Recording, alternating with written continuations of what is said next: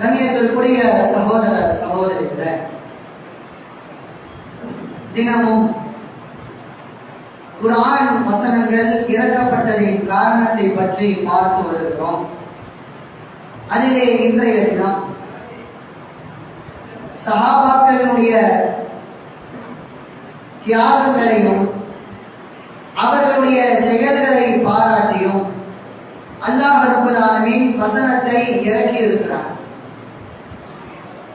எந்தெந்த சஹாபாக்களுக்கெல்லாம் அல்லாஹ் ரப்பல் ஆலமீன் வசனத்தை இறக்கியிருக்கிறார் என்பதை நாம் இந்த உரையில் பார்க்கிறோம். சஹாபாக்களை பொறுத்தவரை அல்லாஹ்வுடைய தூதர் அவர்களுடைய சிறப்புகளை பல இடங்களிலே குறிப்பிடுகிறார்கள். அதிலே ஒரு இடத்திலே குறிப்பிடும் பொழுது புகாரியிலே 3615 செய்தியாக அல்லாஹ்வுடைய தூதர் அவர்கள் குறிப்பிடுகிறார்கள். மக்களிலேயே சிறந்தவர்கள் யார் என்றால் அவர்கள் என்னுடைய சமுதாயத்திலே இருக்கக்கூடிய இந்த தோழர்கள் தான். மக்களிலே சிறந்தவர்கள் தான், அது இவர்கள் தான். அதற்கு அடுத்து சிறந்த அந்த அந்தஸ்திலே யார் வருவானா, அதற்கு அடுத்து வரக்கூடிய தலைமுறையினர். அதற்கு பிறகு சிறந்த அந்தஸ்திலே யார் வருகிறார் என்றால் அதற்கும் அடுத்து உள்ளவர்கள். இப்படி மக்களிலேயே சிறந்தவர்களை அல்லாஹ்வுடைய தூதர் குறிப்பிடும் பொழுது முதலாவதாக தங்களுடைய சஹாக்களை தான் அல்லாஹ்வுடைய தூதர் அவர்கள் குறிப்பிடுகிறார்கள். அப்படிப்பட்ட ஒரு சிறப்பை அவர்களுக்கு கொடுத்து வைத்திருந்தார். எந்த அளவிற்கு சிறப்பு என்பதை இன்னொரு ஹதீஸிலே மிக அழகாக அல்லாஹ்வுடைய தூதர் அவர்கள் சொல்கிறார்கள், என்னுடைய தோழர்களை திட்டாதீர்கள், என்னுடைய சஹாக்களை, என்னுடன் வாழ்ந்தவர்களை நீங்கள் திட்டாதீர்கள். எதற்காக திட்டக்கூடாது தெரியுமா? உங்களுக்கு திட்டக்கூடிய அந்த தகுதியே இல்லை. எதற்காக தகுதி இல்லை? ஏனென்றால் அவர்கள் ஒரு கையளவு கோதுமையை தர்மமாக செய்திருப்பார்கள். அப்படிப்பட்ட அந்த தர்மத்திற்கு ஈடாக நீங்கள் உகதுமாய் அளவிற்கு தங்கத்தை மற்றவர்களுக்கு தர்மமாக கொடுத்தாலும், மற்றவர்களுக்கு வாய் வழங்கினாலும், உங்களுடைய தர்மம் என்பது, உங்களுடைய உகதுமாரியின் அளவினுடைய அந்த தங்கம் என்பது இவர்களுடைய ஒரு கை கோதுமைக்கு அளவாக ஈடாக என்று அல்லாஹ்வுடைய தூதர் சொல்றார். அதன் காரணத்தினாலே திட்டாதீர்கள் எங்களுடைய தோழர்களை என்று சொல்றார். அப்படிப்பட்ட சிறப்பை சஹாபாக்களுக்கு அல்லாஹ்வுடைய தூதர்கள் கொடுத்து வைத்திருந்தார்கள். அல்லாஹ் தன்னுடைய திருமறை குர்ஆனிலே பல இடங்களிலே அவர்களை பற்றி சொல்கிறார். நம் அனைவருக்கும் தெரியும், ஒவ்வொரு சஹாபியினுடைய பெயருக்கு பின்னாடியும் நாம் இதை சேர்ப்போம். அதை அல்லாஹ் தன்னுடைய திருமறை குர்ஆனிலேயே சொல்கிறார். ரலியல்லாஹு அன்ஹு, அல்லாஹ் அவர்களை பொருந்திக் கொண்டார். மேலும் அந்த சஹாக்களும், அந்த சஹாபிய பெண்மணிகளும் ஆண்களும் அவர்களும் அல்லாஹ்வை பொருந்திக் கொண்டார்கள். அப்படிப்பட்ட ஒரு சிறப்பை சஹாபாக்களுக்கு இந்த இஸ்லாம் தருகிறது. அப்படிப்பட்ட இந்த சஹாபாக்கள் அவருடைய வாழ்நாளை எடுத்து பார்த்தோமேயானால் அல்லாஹ் ரப்பல் ஆலமீன் எத்தனையோ விதமான வசனங்களை இறக்கி இருந்தாலும் அது சரியோ தவறோ என்றெல்லாம் பார்க்காமல் அல்லாஹ் சொல்லிவிட்டால், அல்லாஹ்வுடைய தூதர் நமக்கு கற்றுத்தந்து விட்டார்கள் என்ற ஒரு காரணத்தினால் அதை செய்யக்கூடியவர்களாக, அதிலே உறுதியாக நிற்கக்கூடியவர்களாக சஹாபாக்கள் இருந்தார்கள். அவருடைய வரலாற்று படிப்பினை எல்லாம் நாம் படிக்கும் பொழுது அவர்களுக்கு ஈடாக முடியாவிட்டாலும் அவர்களை போன்று வாழ வேண்டும் என்ற ஒரு எண்ணம் நமக்கு தோன்றும். அப்படி பல படிப்பினைகளை நமக்கு கொடுத்து விட்டு சென்றிருக்கிறார்கள். அதிலே ஒரு படிப்பினையாக இதை அல்லாஹ் புகழ்ந்து தன்னுடைய திருமறை குர்ஆனிலே ஒரு சஹாபிக்கு ஒரு வசனத்தையே இறக்கியிருக்கிறார். அது எந்த சஹாபி, என்ன வசனம் என்பதை பார்ப்பதற்கு முன்னால் இது எதற்காக இந்த சம்பவம் நடைபெறுகிறது என்று ஆரம்பத்திலிருந்து பார்ப்போம். அல்லாஹ்வுடைய தூதர் மதீனாவிற்கு வந்த பிறகு அவர்களுக்கு என்று ஒரு தனி ஆட்சியை பிடித்த பிறகு அல்லாஹ் அவர்கள் மீது போரை கடமையாக்குகிறார். நீங்கள் போர் செய்யுங்கள், எதிரிக்கு எதிராக நீங்கள் போர் செய்யுங்கள் என்ற அந்த கடமையை அல்லாஹ் ரப்பல் ஆலமீன் அல்லாஹ்வுடைய தூதருக்கு கொடுக்கிறார். அப்படி முஸ்லிம்கள் முஸ்லிம்கள் அனைவருமே மிகவும் தெள்ளத் தெளிவாக அறிந்து வைத்திருக்கக்கூடிய இரண்டு போர்க்களம். முதல் போர்க்களம் பத்ர் போரை சந்தித்தார்கள். அதில் அல்லாஹ் வெற்றியை கொடுத்தார். அதற்கு பிறகு இஸ்லாமிய மக்களையே போற்றக்கூடிய மிக அதிகமாக அவர்களை வருத்தம் அடையக்கூடிய ஒரு விஷயமாக அவர்களை திருப்பி போட்ட ஒரு போர் என்றால் அது உஹது போர். இந்த உஹது போர்க்களத்தினுடைய வரலாறை நாம் எல்லாம் அறிந்திருப்போம். அதிலே ஒரு சஹாபி தியாகத்தை செய்கிறார். எப்படிப்பட்ட தியாகம்? அந்த உஹது போர் நடக்கிறது. அல்லாஹ்வுடைய தூதர் அவர்கள் ஒவ்வொரு போருக்கு என்று உள்ள அந்த விதிமுறைகளை மக்களுக்கு சொல்லி தந்து பல அறிவுரைகளையும் சொல்லி இன்னென்ன விஷயங்களை நீங்கள் செய்யுங்கள் என்று அறிவுரை சொல்றாங்க. அதில் ஒரு அறிவுரை என்ன? உஹது மலையிலே நிற்கும் பொழுது, அந்த போர்க்களத்திலே அந்த மலையின் மீது முஸ்லிம் மக்கள் நிற்கும் பொழுது 50 பேர் கொண்ட ஒரு படை, அம்பு எய்யக்கூடிய ஒரு படை, போர்க்களத்தில் அம்பு எய்வார்கள் எதிரி மீது. அப்படிப்பட்ட ஒரு 50 பேரை அல்லாஹ்வுடைய தூதர் என்ன சொல்றாங்க? நீங்கள் உஹது மலை மீது நில்லுங்க, எக்காரணத்தில் கொண்டும் நீங்கள் இறங்கக்கூடாது. எக்காரணத்தில் கொண்டும் என்றால் என்ன? கீழே இருக்கக்கூடிய நாங்கள் வெற்றி பெற்றால் அது உங்களுக்கு தெரிகிறது என்றால் நாங்கள் வெற்றி பெற்று விட்டோம், இஸ்லாமிய படை வெற்றி பெற்று விட்டது என்று நீங்கள் நினைத்துக் கொண்டு இறங்காது. நாங்கள் வெற்றியே கொண்டாடினாலும் சரி, நாங்கள் வெற்றி பெற்றதை நீங்கள் அறிந்து கொண்டாலும் சரி, நீங்கள் கீழே இறங்கக்கூடாது, நீங்கள் அங்கேதான் நிற்க வேண்டும் என்று அல்லாஹ்வுடைய தூதர் அவர்கள் சொல்லிவிட்டு போறார். அதற்கு தலைவரா நியமிக்கிறாங்க அப்துல்லாஹ் இப்னு சுபைர் ரலியல்லாஹு அன்ஹு அவர்களை நியமிக்கிறார். உங்களுடைய பொறுப்பிலே யாரும் இறங்கிவிடக் கூடாது, எங்களுக்கு உதவி செய்கிறோம் என்ற நாடி நீங்கள் இறங்கிவிடக் கூடாது, வெற்றியோ தோல்வியோ நீங்கள் இங்கதான் நிற்கணும் என்று சொல்லிட்டு வரான். எதற்காக சொல்றாங்க? அந்த காரணத்தை அல்லாஹ்வுடைய தூதர் அந்த படைக்கிட்ட சொல்லல. ஆனால் அல்லாஹ்வுடைய தூதர் சொல்லிவிட்டார்கள் என்பதற்காக அவர்கள் நின்றிருக்க வேண்டும். ஆனால் நின்றார்களா? மக்கள் கீழே உள்ள அந்த மக்கள், மலைக்கு கீழே உள்ள அந்த மக்கள் முஸ்லிம்கள் அடித்து எதிரிகள் ஓட நாம் வெற்றி பெற்று விட்டோம் என்று நினைக்கிறார். பெண்கள் எல்லாரும் ஓடுறாங்க. வெற்றி பெற்றவங்க ஒரு சந்தோஷம் இருக்கும். அதை போன்ற பெண்கள் எல்லாம் ஓடுகிறார்கள். அவ்வாறு இந்த மலை மீது இருக்கக்கூடிய இந்த அம்பி எய்யக்கூடிய வீரர்கள் என்ன செய்யறாங்க? அப்துல்லாஹ் இப்னு சுபைர் அவர்கள் தலைவராக போட்டிருக்கிறாங்க அந்த படைக்கு. அவ்வளவும் எவ்வளவு சொல்லுகிறார், போகாதீங்க, அல்லாஹ்வுடைய தூதருக்கு கட்டுப்பட்டு நில்லுங்கள். அல்லாஹ்வுடைய தூதர் சொல்லிவிட்டால் அதற்கு ஏதாவது காரணம் இருக்கும், நீங்கள் செல்லாதீர்கள் என்று அந்த மக்களை எவ்வளவோ கட்டுப்படுத்தி பார்க்கிறாங்க. அந்த மக்கள் கட்டுப்படாமல் போரிலே எத்தனை விதமான செல்வம் கிடைக்க போகுது, போரிலே அதிகமான பொருட்கள் கிடைக்குமே, அந்த பொருட்களுக்கு ஆசைப்பட்டு இதோ இவ்வளவு பொருள் இருக்கு ஓடுறாங்க. ஓடின உடனே என்ன ஆகுது? வெற்றிக்கு நெருங்கக்கூடிய அந்த இஸ்லாமிய படை தோல்வியை சந்திக்கிறது. காலித் பின் வலீத் ஒரு படையை திரட்டி கொண்டு வந்து அந்த உஹது மலைக்கு பின்னாடி இருந்து ஒரு படையை கூப்பிட்டு வராங்க. இந்த உஹது போரிலே காலித் பின் வலீத் அவர்கள் இஸ்லாமிய படை கிடையாது, அவர்கள் சஹாபிதான். அதற்கு பின்னால் இஸ்லாத்திற்கு வந்தார்கள். ஆனால் அந்த கட்டத்தில் அவர்கள் எதிரி, அவர்கள் எதிரியாக இருந்தார்கள். அந்த படையை கூப்பிட்டு கொண்டு வந்து இந்த இஸ்லாமிய படை மீது தாக்குதல் நடத்தி இஸ்லாமிய படை விரண்டு ஓடுகிறது. என்ன காரணம்? அந்த மக்கள் கீழே இறங்கிட்டாங்க. அந்த மக்கள் கீழே இறங்காவிட்டால் பின்னால் இருக்கக்கூடிய இந்த படை நம்மை தாக்குவதற்காக மேல ஒரு படை இருந்துகிட்டே இருக்குது என்ற பயத்திலே நின்று இருப்பாங்க. அவர்கள் கலைந்த உடனேயே அவர்கள் கலைந்து விட்டார்கள், போய் தாக்கலாம் என்று வருகிறார்கள். அந்த நேரத்திலே இந்த உஹது போரிலே எத்தனை விதமான நபித்தோழர்கள் ஷஹீதாக இருக்கிறார்கள். அதிலே ஒரு நபித்தோழராக அனஸ் பின் நதர் ரலியல்லாஹு அன்ஹு அவர்கள் என்ன செய்யறாங்க?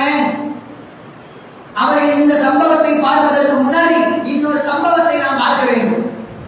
அல்லாஹ்வுடைய தூதர்கிட்ட இந்த உஹது போர் நடைபெறுவதற்கு முன்னால் ஒரு வாக்குறுதி தரான். நான் இதை செய்வேன் என்று சொல்றான். என்னது? அனஸ் ரலியல்லாஹு அன்ஹு அவர்கள் அறிவிக்கிறார்கள். அவர்களுடைய சித்தவரா அனஸ் பின் நதர் அவங்க. அப்ப பத்ர் போர் நடைபெற்றது. பத்ர் போர் நடைபெறும் பொழுது இந்த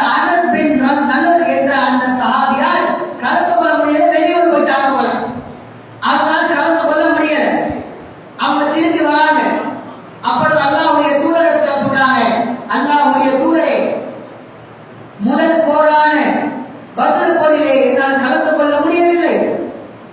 அதனால் அப்படி நான் கலந்து கொண்டிருந்தால், அந்த பத்ர் போரிலே நான் கலந்து கொண்டிருந்தால் நான் எப்படிப்பட்ட வீரன் என்பதை அல்லாஹ் பார்த்திருப்பான். அவர்களை அடித்து துவம்சம் பண்ணியிருப்பேன். பல நபர்களை, எதிரிகளை நான் சாய்த்திருப்பேன்.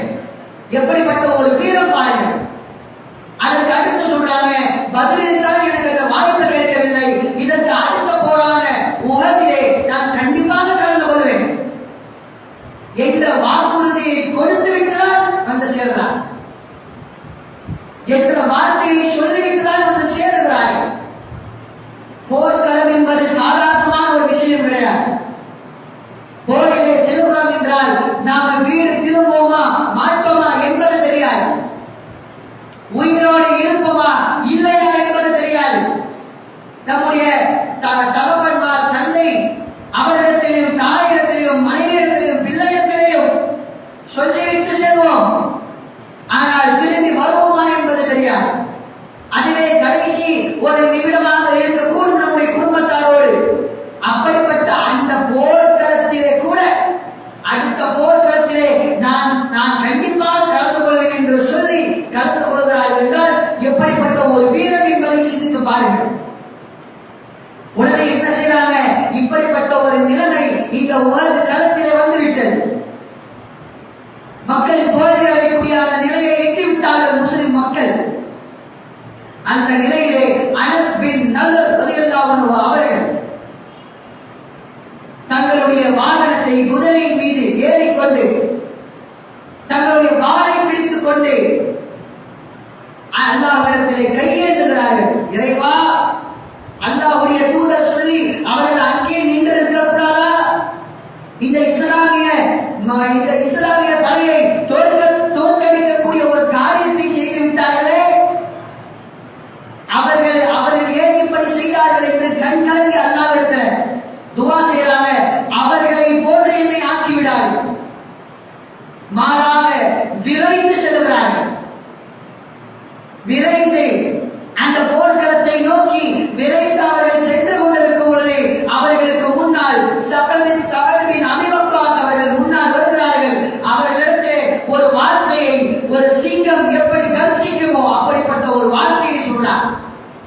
சாதே, இந்த இஸ்லாமிய படை இதிலே நான் ஒரு அங்கம் வகிக்கின்றேனே, இதன் காரணத்தினால் இந்த இஸ்லாமிய படையை நான் வெற்றி கொள்ள வேண்டும் என்ற ஒரே காரணத்தினால் சாதே, இந்த உலக மலையினுடைய பின்புறம் இருந்து எனக்கு சுவர்க்கத்தினுடைய வாடை வருகிறது. அந்த எதிரிகளை ஒரு கை பார்ப்போம் என்று சொல்லி அந்த எதிரியின் முன்னால் செல்கிறார்கள் என்றார். எப்படிப்பட்ட ஒரு வீரமுள்ள அனஸ் பின் நலர் அவர்கள் இருந்திருக்கிறார்கள். அந்த போர்க்களத்தை சந்திக்கிறார்கள். அதிலே பல வீரர்களை நபி தோழர்கள் இறந்திருக்கிறார்கள். அதிலே ஒருவராக அனஸ் பின் நலர் அவர்களும் இந்த போரிலே ஷஹீதாகிறார்கள். எப்படிப்பட்ட ஷஹீத் என்பதுதான் கேள்வி. எப்படி ஷஹீதாகிறாங்க? அனஸ் பின் நலர் இப்படிப்பட்ட ஒரு வார்த்தையை சொல்லிவிட்டு சென்றார்களே, சஅத் பின் அபீ வக்காஸ் அவர்களை பற்றி அல்லாஹ்வுடைய தூதரிடத்தில் சொல்லும் பொழுது அவர்களுடைய வீரத்தை பற்றி சொல்வதற்கு என்னிடத்தில் வார்த்தை இல்லை.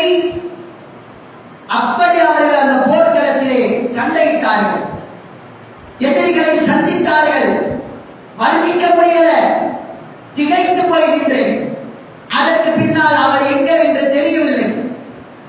தேடுறார்கள். போர் முடிந்த உடனேயே தேடுகிறார்கள். அனஸ் பின் நலர் எங்கே என்று தேடிக்கொண்டிருக்கிறார்கள். அந்த நேரத்தில் அவர்களுடைய சகோதரர் அனஸ் பின் நலர் அவருடைய சகோதரர் அவர்கள் இந்த இடத்தில் என்ன செய்தார்கள் என்பதை பார்ப்பதற்கு முன்னால் இந்த சகோதரனுடைய ஒரு வரலாற்றை நான் சொல்ல ஆசைப்படுகிறேன். அன்சாரி பெண்மணி ஒருவருடைய பல்லை அனஸ் பின் நலர் அவர்களுடைய சகோதரி உடைச்சிட்டான். ருபையு என்ற பெயர் வைத்த அந்த சகோதரி அவங்க அந்த அன்சாரி பெண்ணுடைய ஒரு பல்லை உடைத்து விட்டார்கள். உடைத்து விட்ட உடனே அவர்கள் என்ன செய்வாங்கன்னா பழிவாங்கும் சட்டம் இஸ்லாம் நீங்கள் எந்த அளவிற்கு அவர்களை அடித்தீர்களோ அந்த அளவிற்கு திருப்பி அடிக்கலாம். வரம்பு மீறினால் நீங்களும் வரம்பு மீறுங்கள் என்று இருக்கிறது. பரிமாறக்கூடிய சட்டம் இருக்கிறது. கண்ணுக்கு கண், காலுக்கு காலு, காலுக்கு கால், கைக்கு கை. எந்த அளவுக்கு பாதிப்பை ஏற்படுத்திருக்கோ அந்த அளவுக்கு நீங்களும் பாதிப்பை ஏற்படுத்தலாம் என்று சட்டம் இருக்கிறது. அல்லது அவரை மன்னித்தும் விடலாம் என்றும் சட்டம் இருக்குது. அல்லது அவர்களிடத்தில் ஏதாவது ஈட்டுத் தொகை பாதிக்கப்பட்டிருக்கிறது, நான் ஏதாவது அவர்களுக்கு ஈட்டுத் தொகை கேட்டால் அதையும் வாங்கிக் கொள்ளலாம். இது இஸ்லாம் சொல்லக்கூடிய சட்டம். ஆரம்ப கட்டத்தில் அந்த அன்சாரி பெண்களுடைய தோழர்கள் என்ன செய்யறாங்க, அந்த பெண்மணியை நாங்கள் கண்டிப்பாக அவருடைய பல்ல உடைக்கதான் போறோம், அல்லாஹ் சொல்லி இருக்கிறாங்க, இந்த சட்டத்தை நாங்கள் நிறைவேற்றுவோமே என்று சொன்ன உடனே இந்த சட்டத்தை அவர்கள் நிறைவேற்றுகிற பொழுது அனஸ் பின் நதர் அவர்கள் உள்ளே நுழைந்து அல்லாஹ்வின் மீது சத்தியமாக என்னுடைய சகோதரனுடைய பல் உடைக்கப்படக்கூடாது, அதுக்கு பதிலாக ஏதாவது ஈடாக தந்துடலாமே. அவ்வளவு பாசம் அவருடைய சகோதரியின் மீது, அவருடைய அந்த அளவுக்கு பாசம் வைத்த அந்த அனஸ் பின் நதர் அவர்கள் அல்லாஹ்வுடைய தூதர் சொல்கிறார்கள், அனஸே நீ சொல்றது தப்பில்லையா, சட்டம் ஒன்று இருக்குது, அல்லாஹ் சொல்லி இருக்கிறாங்க, அதை அவர்கள் ஒப்புக்கொள்ள வேண்டும், அதற்கு கட்டுப்பட்டு நிலைகள் என்று சொன்ன உடனே ஒத்துக்கவே மாட்டாங்க. திறந்தார்கள். உகந்த போர்க்களத்திலே அந்த சகோதரனை கண்டுபிடிப்பதற்காக அந்த சகோதரி வருகிறாள். என்னவாகிறது, அந்த ஹதீஸை அறிவிக்கக்கூடிய அந்த சஹாபி சொல்கிறார்கள், அனஸ் பின் நதர் அவர்களுடைய உடல் எங்குமே தெரியல. ஏன் அப்படி? அவர்களிடத்திலே 80க்கும் மேற்பட்ட வெட்டுகள், காயங்கள் அவர்களிடத்தில் இருந்தது. அவ்வளவு காயங்கள் இருந்துச்சு. அவங்களுடைய சகோதரி கூட அவர்களை எப்படி கண்டுபிடித்தாங்க தெரியுமா? அவ்வளவு உடம்புல வெட்டுக்கள், குத்துக்கள் எல்லாம் எப்படி ஒரு மனிதன் கண்டுபிடிக்க முடியும்? அவர்களுடைய சகோதரி கூட 2 விதமாக ஹதீஸ் வருது. ஒன்று எப்படி அவர்கள் இடத்தில் இருக்கிற அந்த தன் சகோதரியின் உடலில் இருக்கிற அந்த மச்சத்தை வைத்து கண்டுபிடித்தார்கள் என்று ஒரு ஹதீஸ்ல இருக்குது. இன்னொரு ஹதீஸ்ல எப்படி இருக்கு, அவருடைய கையினுடைய விரல் நுனிகளை வைத்து இவர்தான் அனஸ் என்று கண்டுபிடித்தார்கள். எவ்வளவு வேதனையாக இருந்திருக்கும் அந்த சகோதரிக்காக. அந்த சகோதரி எந்த அளவுக்கு வேதனைப்பட்டிருப்பார்கள். அவ்வளவு வேதனைப்பட்டும் தன்னுடைய அந்த சகோதரன் ஷஹீத் என்ற அந்தஸ்தை பெற்றிருக்கிறாரே, அப்படிப்பட்ட அந்த குடும்பத்தை, அந்த சகோதரன் சகோதரியினுடைய உறவை நாம் எடுத்து நாம் படிப்பினையாக பெற வேண்டும். எந்த அளவிற்கு படிப்பினையை அல்லாஹ் இதை நமக்கு கொடுத்து வைத்திருக்கிறான். இன்றைக்கு நம்முடைய பிள்ளையை பள்ளிவாசலுக்கு தொழ அனுப்ப மாட்டோம், நம்முடைய பிள்ளையை மதரசாவிற்கு படிக்க அனுப்ப மாட்டோம், நம்முடைய பிள்ளைக்கு மார்க்கத்தை சொல்லித் தருவதை விட இன்றைக்கு அதிகமாக உலக கல்வியை திணிக்கக்கூடிய காட்சிகளை பார்க்கிறோம். உலக கல்வியை சொல்லிக் கொடுப்பது தவறில்லை, மார்க்க கல்வியை வேண்டாம் என்று முடிவு செய்து உலக கல்வியை சொல்லிக் கொடுப்பது தவறு. அப்ப இந்த வரலாறு நமக்கு என்ன சொல்கிறது, எந்த படிப்பினை பெறுகிறோம்? அந்த சகோதரன் சகோதரி எவ்வளவுதான் பாசம் வைத்திருந்தாலும் அந்த இடத்திலே தன்னுடைய சகோதரனை கண்டுபிடிப்பதற்காக அவர்கள் விரைந்து சென்றதும் அவர்களை கண்டுபிடித்து இவர்தான் அனஸ் பின் நதர் என்று சொல்வதற்கும் ஒரு மன தைரியம் வேணாம். அது அந்த பெண்மணிக்கு இருந்துச்சு, சஹாபிய பெண்மணிகளுக்கு இருந்தது. அதனால் தான் அவர்கள் நம்மை விடவும் சிறப்பானவர்கள். அவர்களை போன்ற மன வலிமை எல்லாம் நம்மிடத்தில் இல்லை. ஒரு போருக்கு தயங்கவே இல்லை செல்வதற்காக.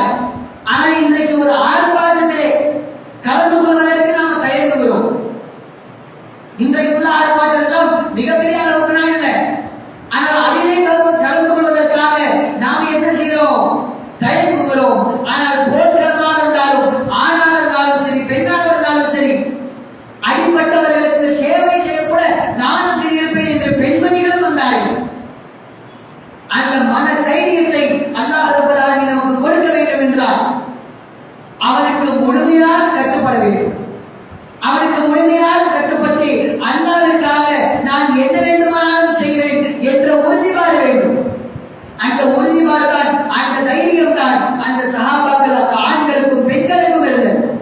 இந்த சம்பவத்தை எல்லாம் அல்லாஹ் ரப்பல் ஆலமீன் கண்காணிக்கிறான். கண்காணித்து ஒரு வசனத்தை அருளுகிறான். என்ன வசனம் அது? தன்னுடைய திருமறை குர்ஆனில் 33வது அத்தியாயம் 23ஆம் வசனத்தில், அந்த அத்தியாயத்திற்கு பேரு அஹ்ஸாப், படை, போர் படை என்றுதான் அர்த்தம். அதிலே 23வது வசனத்திலே சொல்றார், மினல் முஃமினீன ரிஜால், முஃமின்களிலே சில ஆண்கள் இருக்கிறார், சில நபர்கள் இருக்கிறார்கள். அவர்கள் எப்படிப்பட்டவர்கள்? சதகு மா ஆஹதல்லாஹு அலைஹி, அவர்கள் தங்களுடைய வாக்குறுதியை நிறைவேற்றக்கூடியவர்களாக இருக்கிறார்கள். அனஸ் பின் நதர் அவர்கள், பத்ரிலே நான் கலந்து கொள்ளவில்லை, இந்த உஹது போர்க்களத்திலே நான் கண்டிப்பாக கலந்து கொள்வேன் என்று கலந்து கொண்டார்களே, அதை சிலாகித்து அல்லாஹ் சொல்கிறான், இப்படிப்பட்டவர்கள் முஸ்லிம்களிலே இருக்கிறார்கள், தங்களுடைய வாக்குறுதிகளை அவர்கள் காப்பாற்றுகிறார்கள். அது மட்டுமில்லாம அதை தொடர்ந்து அல்லாஹ் சொல்கிறான், ஃபமின்ஹும், அவர்கள் சிலர் இருக்கிறார்கள். அந்த சிலர் எப்படிப்பட்டவர்கள்? மின் கலா, தங்களுடைய வாக்குறுதிகளை கொடுத்துவிட்டு அதை நிறைவேற்றுவதற்காக காத்துக் கொண்டிருக்கிறார்கள். வமின்ஹும் மய்யத்தலி, சில நபர்கள் போருக்கு வருகிறோம் என்று சொல்லி காத்துக் கொண்டிருக்கிறார்கள். சில நபர்கள் போருக்கு வந்து ஷஹீதாகி தங்களுடைய வாக்குறுதிகளை காப்பாற்றியும் இருக்கிறார்கள். அவர்கள் அந்த அனஸ் பின் நதர் அவருடைய தியாகத்தை பார்த்து அல்லாஹ் ரப்பல் ஆலமீன் இப்படிப்பட்ட வசனத்தை இறக்குகிறார் என்றால் எவ்வளவு பெரிய ஒரு தியாகத்தை அவர்கள் செய்திருக்கிறார்கள். அவர்களை புகழ்ந்து அல்லாஹ் இப்படிப்பட்ட ஒரு வசனத்தை இறக்கிருக்கிறார். நாமும் வாக்குறுதி அளித்துதான் இந்த உலகத்திற்கு வந்திருக்கிறோம். அல்லாஹ்வுடைய தூதர் அவர்கள் சொல்கிறார்கள், ஒருவர் இஸ்லாத்தை ஏற்றுக்கொண்டால் அவர் சில வாக்குறுதிகளை கொடுத்துதான் இந்த மார்க்கத்தில் இருக்கிறார். என்ன வாக்குறுதி? இஸ்லாம் என்றாலே கட்டுப்படுதல் என்று அர்த்தம். அல்லாஹ்விற்கும் அவருடைய தூதருக்கும் நான் கட்டுப்படுவேன் என்றுதான் இஸ்லாத்திற்கு வருகிறீர்கள். ஒரு வாக்குறுதியை கொடுத்து விட்டுதான் நாம் மார்க்கத்திற்கு வருகிறோம். நான் கட்டுப்படுவேன் என்று சொல்லிதான் அல்லாஹ் ஒருவன் என்று, அல்லாஹ்வுடைய தூதரை பின்பற்றுவேன் என்று, அல்லாஹ்வுடைய தூதர் எதையெல்லாம் அனுமதித்தாரோ அதையெல்லாம் எனக்காக நான் அனுமதித்துக் கொள்வேன். எதையெல்லாம் அல்லாஹ் என்னை விட்டு ஹராமாக்கி விட்டானோ அதை விட்டு நான் ஹராமாக்கிக் கொள்வேன் என்ற வாக்குறுதி நம்முடைய வாழ்க்கை இருக்கிறது. அதை காப்பாற்றக்கூடியவர்களால் நாம் இருக்க வேண்டும். அதற்காக தான் அல்லாஹ் சொல்கிறான், தங்களுடைய வாக்குறுதியை கொடுத்துவிட்டு அதை நிறைவேற்றுவோரும் மனிதர்கள் இருக்கிறார்கள், அதனை நிறைவேற்ற காத்திருப்போரும் மனிதர்கள் இருக்கிறார். இதிலே எந்த ஒரு நிலையிலே நாம் இருக்கிறோம் என்பதை நாம் தான் முடிவு செய்து கொள்ள வேண்டும். கியாமத் நாள் வரையிலும் அல்லாஹ்விற்கும் அல்லாஹ்வுடைய தூதருக்கும் கட்டுப்பட்டு நடக்கக்கூடியவர்களாக, அல்லாஹ்வுடைய தூதருக்கு அல்லாஹ் சொன்ன ஒரு வார்த்தை, ஃபதக்கிர், நபியே நீ மக்களுக்கு அறிவுரை சொல்லுங்கள், ஃபஇன்ன ذிக்ரா தன்ஃபஉல் முஃமினீன், அந்த அறிவுரை யாருக்கு தெரியுமா பயன்தரும்? யாரெல்லாம் நம்பிக்கை கொண்டு அல்லாஹ்வுடைய நம்பிக்கையை மனதில் வைத்து உறுதியாக இருக்கிறார்களோ அவர்களுக்கு தான் அந்த அறிவுரை பயன்தரும் என்று சொல்கிறார். நாம கேட்கக்கூடிய எல்லா பயான்களும் சரி, எல்லா அறிவுரைகளும் சரி, எல்லா குர்ஆன் வசனங்களை படிக்கும் பொழுதும் சரி, குர்ஆன் அதை சொல்லக்கூடிய வரலாற்றிலிருந்து கிடைக்கக்கூடிய படிப்பினைகளாக இருந்தாலும் சரி, ஆனால் நீ ஏற்று நம்முடைய வாழ்க்கையை நாம் அமைத்துக் கொள்ள வேண்டும். இன்ஷா அல்லாஹ் நாளைய தினம் இதே போன்ற ஒரு சஹாபி ஒரு காரியத்தை செய்கிறார்கள். அந்த காரியம் என்ன, அதற்காக அல்லாஹ் ரப்பல் ஆலமீன் அவர்களை எப்படி எல்லாம் போற்றினான் என்பதை இன்ஷா அல்லாஹ் நாளை உரையில் பார்ப்போம். தினமும் இஃப்தார் நிகழ்ச்சி ஏற்பாடு செய்திருக்கிறோம். இதிலே சகோதரர்கள் கலந்து கொள்ளுமாறு கேட்டுக்கொண்டு என்னுடைய உரையை நிறைவு செய்வேன். அல்ஹம்துலில்லாஹி ரப்பில் ஆலமீன். அஸ்ஸலாமு அலைக்கும் வரஹ்மத்துல்லாஹி வபரகாத்துஹு.